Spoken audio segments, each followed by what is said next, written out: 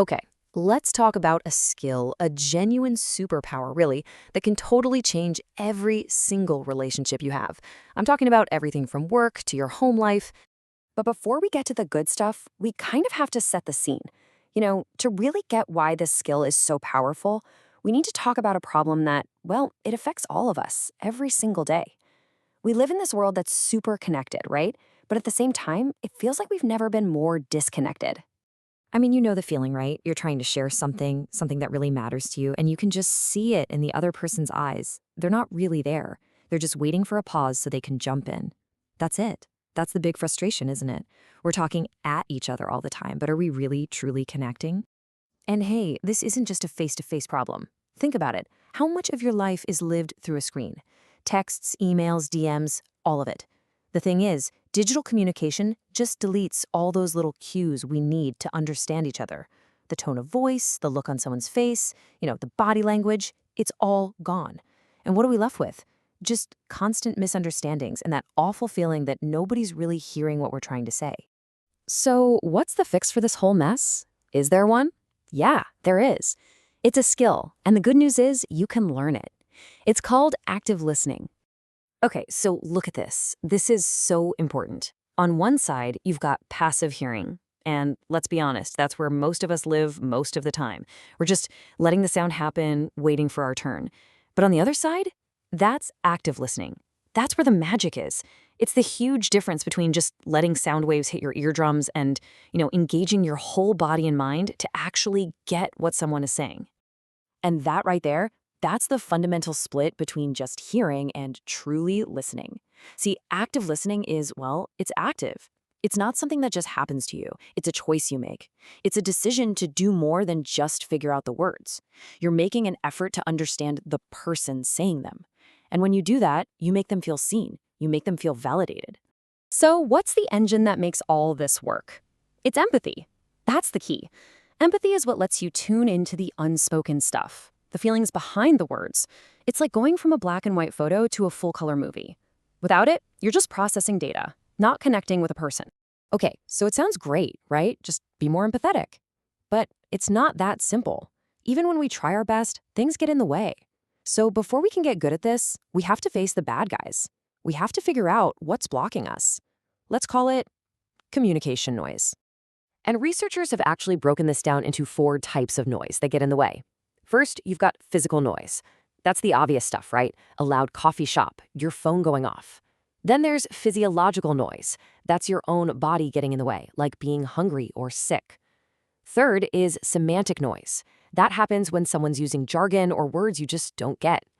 But then there's the really big one. And that's psychological noise. This is the big boss. It's all the stuff happening inside your own head.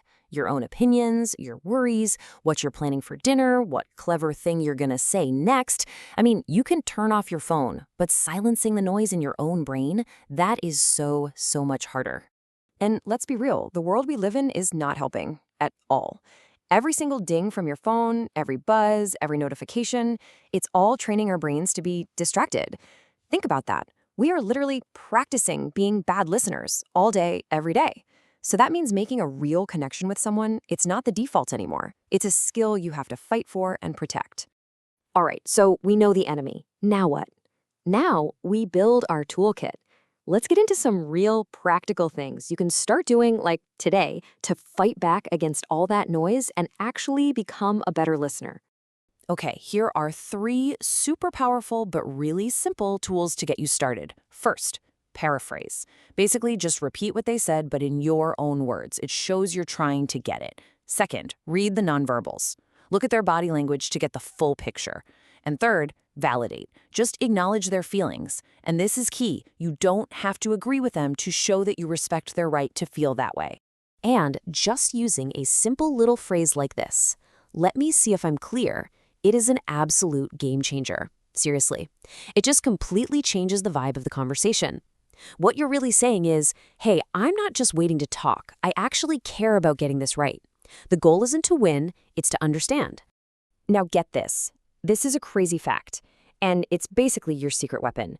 Your brain can process information way faster than someone can talk.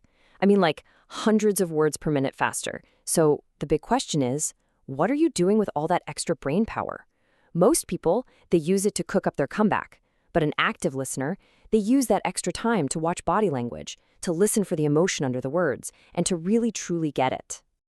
Okay, so just as important as the things you should start doing are the things you need to stop doing. And we're all guilty of these, for sure. Things like topping, when someone tells you a story and you immediately try to one-up them with a better one. Or judging, where you're so busy disagreeing in your head that you're not even hearing them anymore. Just spotting these bad habits in yourself, that's the first huge step to clearing the way for a real connection. So why bother? I mean, this sounds like a lot of work. What's in it for you? Well, the payoff is huge. I mean, truly massive. Becoming a great listener can have a ripple effect that touches literally every part of your life. Think about it. When you make someone feel like they've actually been heard, truly understood, it's like you're giving them a gift. It builds trust, it cuts down on fights and arguments, it makes your relationships so much stronger.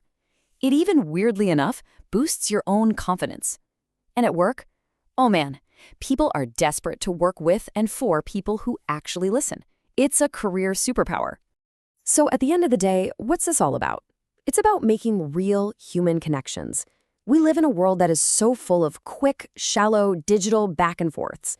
So the ability to take just a normal conversation and turn it into a moment of real connection, that is more valuable now than it has ever been. It's how you turn a simple interaction into an actual relationship. So remember this, active listening, it's not just a cute little communication trick. It's a choice. It's a choice about how you want to show up in the world and how you want to show up for the people in your life. So my question to you is this: who will you choose to really listen to this week?